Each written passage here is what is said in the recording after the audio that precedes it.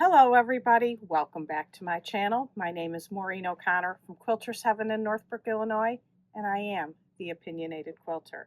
Today's episode, number 146, is Keeping Points Intact the Easy Way.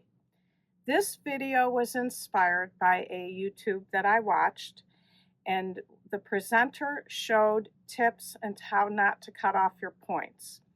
And what she did was, she took a unit that had points. I'm using this square and a square example. And she took a pin and she showed to put the pin in where the point is on the unit. And then go to the back and lay it flat. And then take a pen and mark where the pin is there as to where you need to sew. You do not need to do this. This is an extra exercise that can be totally avoided and keep your points intact the easy way. How does one do that? Make your units the correct size. That's the answer. It's the same thing I always say. In quilting, you only need to do 3 things: accurate cutting, accurate 1/4 inch seam allowance, and good pressing. If you do that, you don't need to mark, change, adjust your seam allowance. If you have to adjust your seam allowance to avoid cutting off the point, you're making another problem elsewhere. The best thing to do is to make your units, pieces, the right size in the first place. Then when you attach it to another piece, you sew it 1/4 inch, points aren't cut off. Let me show you an example. In the video I watched, the presenter used a Ohio star using 1/4 square triangle blocks as a demonstration.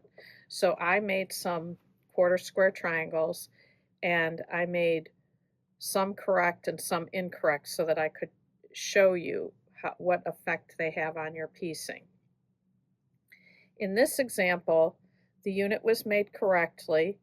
I sewed this on at 1/4 inch. I cut it at 1 1/2 to finish to 1. So this should be 4 1/2. And these were 3-inch finished units. So this should equal 9 1/2. And it does. This one I made incorrectly on purpose, and I had to adjust my seam allowance to smaller. Now this looks exactly like this one does. The difference is this one is 9 1/2 inches. This one is bigger. The 9 1/2 mark is right there. It's about 1/8 too big. And same with this way. There's the 4 1/2 inch line, and it's a full 1/8 too big this way.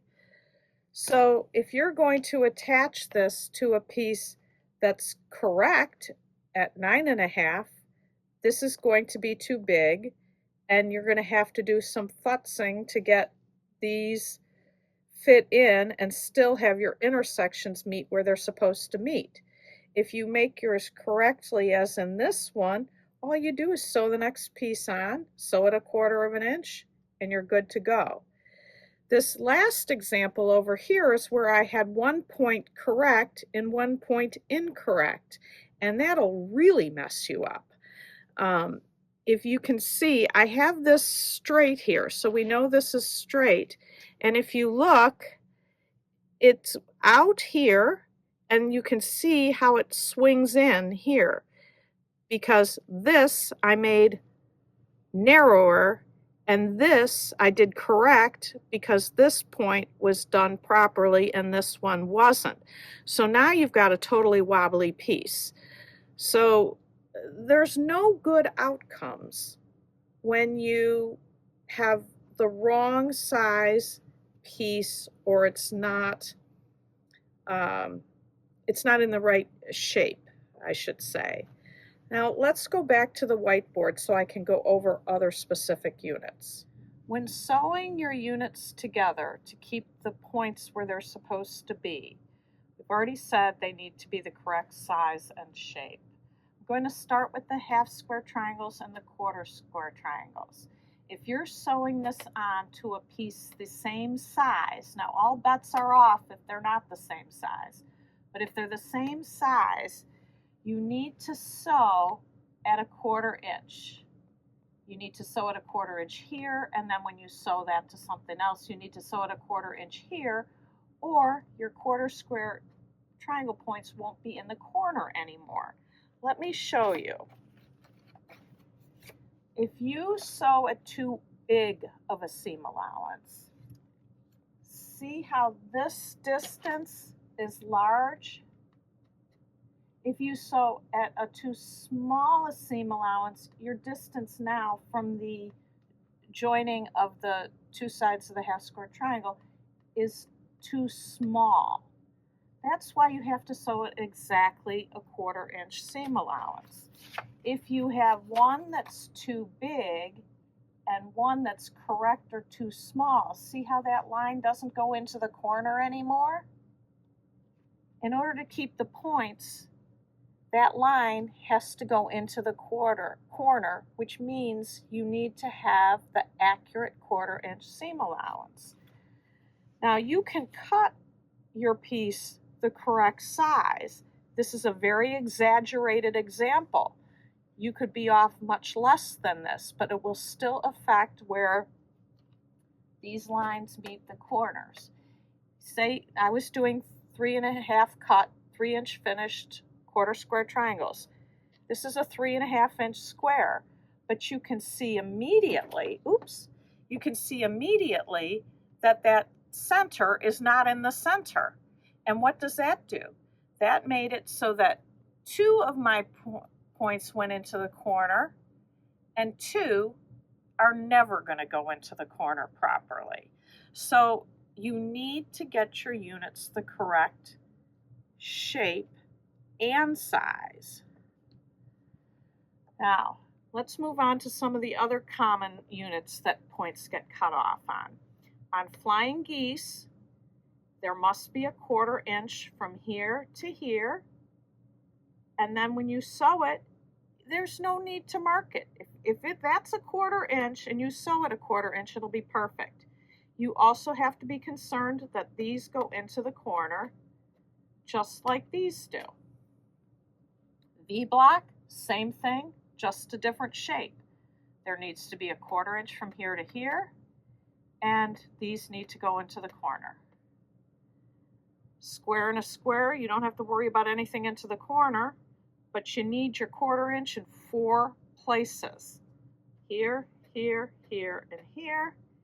And the corner beam, nothing in the corners here, but you do need a 1/4 here and a 1/4 here. How do you accomplish that? I think you're all going to have a good guess. Let's move the camera and you'll see if you're right. Well, for half square triangles, you can pretty much use any square ruler. They all have the diagonal line on them now. But for the 1/4 square triangles and the combo units, as I showed you, you need this to be in the center. How do you do it? Yes, you're all correct. Deb Tucker rulers. If I put this on the 3.5 inch line, there's a 3.5 inch line here, and then this on the diagonal, and I put that on here.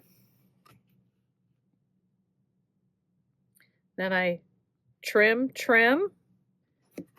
flip it around, do it again. Now at this point this has been trimmed, so these 3.5 inch lines are actually on the corners.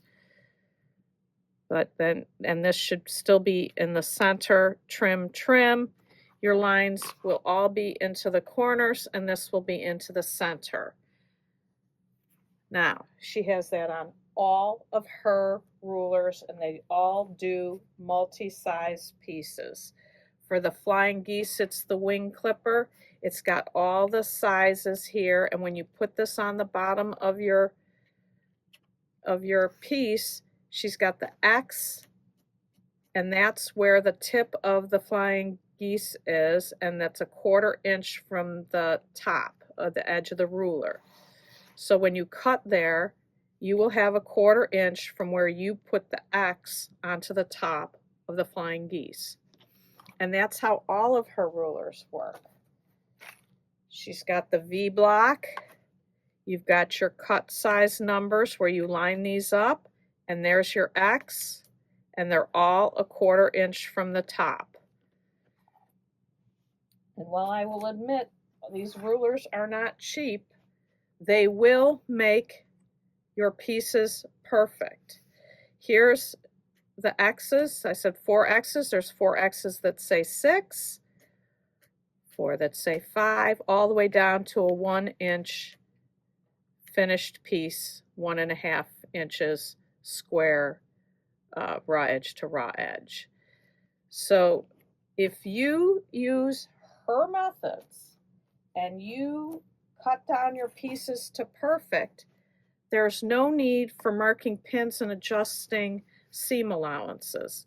Here's the corner beam, and there's your corner where there's a 1/4 here and a 1/4 here. So you can get perfect pieces every time. And it's not like you have to buy one ruler for every single size.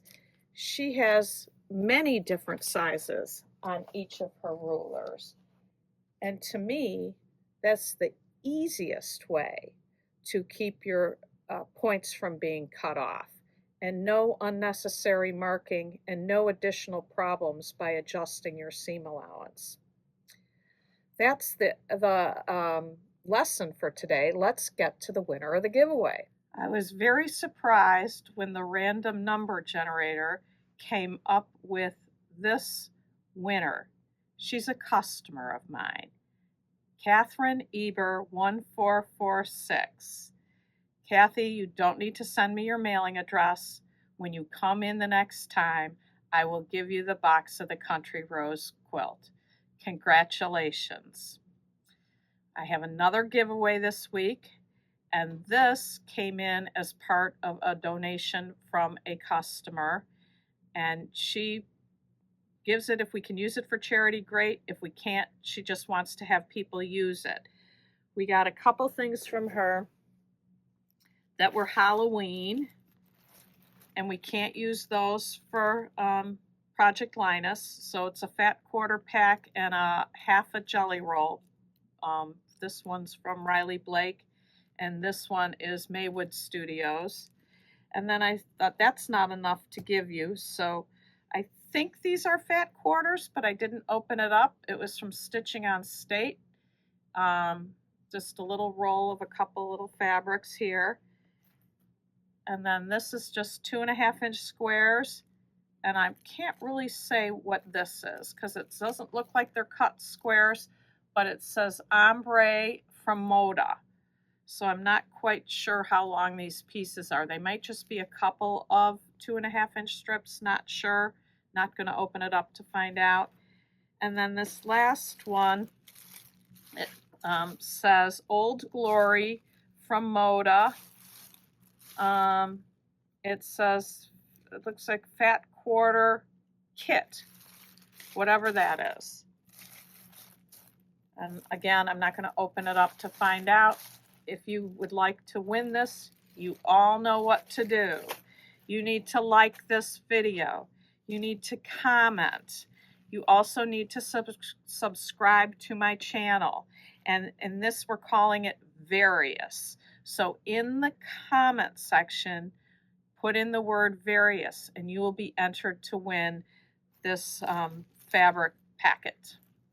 So that's today's episode. Again, thank you all for watching. Keep the comments coming. Keep the questions coming. And I hope you enjoy using my tips and making accurate units. Until next time, happy sewing.